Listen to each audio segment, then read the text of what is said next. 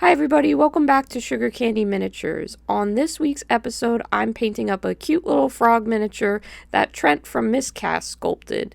If you don't know who Trent is, he's a great YouTuber and hobbyist who's always making fun projects where he's making stuff, breaking it, making new stuff out of it. He molds stuff, he casts stuff, he does everything. So much more crazy, intense kit bashing than you're ever going to see on this channel. This isn't an official collab or anything like that. I just watched his video where he sculpts these toads, and he mentioned selling them 2 years ago and then made a post about it a couple of months ago. And I finally was able to buy one of these little frogs and was so excited to get started painting it. So if you haven't checked out Trent's channel, there will be a link in the description, and I'd recommend you do so because it's really fun and it's a good time. For my frog, I got so excited the moment the postman dropped him off that I basically started kit bashing right away. For me, it's a very simple kit bash, but I'm not quite as skilled on the putting new stuff and old stuff together front as some other folks. I didn't remember to film my kit bashing process because the excitement was pretty extreme. He's just a cute little frog. What do you expect from me? I will tell you that his hat is just a super glue cap, like for one of the Army Painter super glue bottles. It just happened to be the right size and scale and saved me from having to try and construct an ice cream cone out of something else I had lying around. And then the whipped cream part is the same fake whipped cream product that I've used in a couple of my other videos. Exactly how I wanted to paint this frog. Mint chocolate chip just seemed like the perfect theme and choice. Cartoon frogs are usually green. Mint chocolate chip ice cream is my favorite flavor, and he has all these little bumps and dots around him that I thought would be perfect for the mint chocolate chip. Games Workshop happens to make the perfect color for painting anything mint chocolate chip. It's Gauss Blaster green, and it works great straight out of the bottle as that perfect cool minty tone.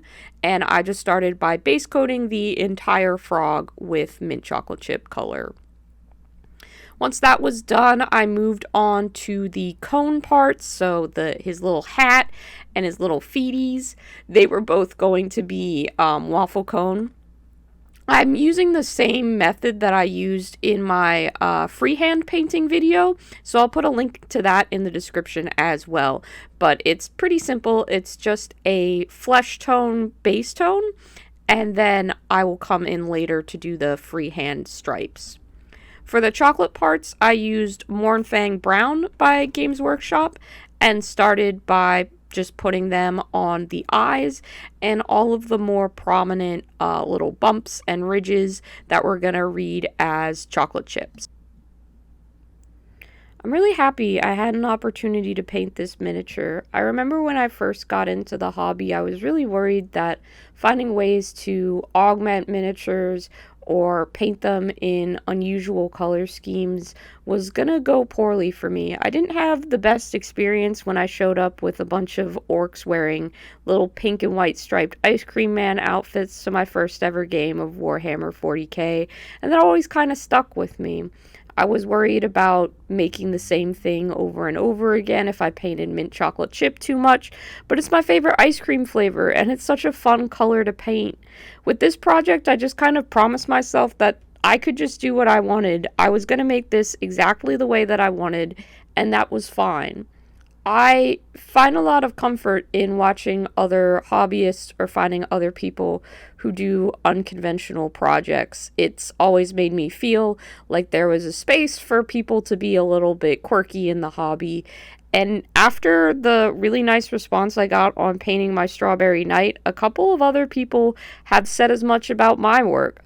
I didn't expect that that would ever be a thing that happens, but it's really cool. I don't see myself as any kind of inspiring or confident person, but a lot of people had said some really nice things, and I've even gotten to see a couple other food-themed paint jobs thanks to people getting inspired by the knights. So it's really nice to go back and paint a miniature sculpted by someone who inspired me in the first place to start just doing what I wanted to do with miniatures.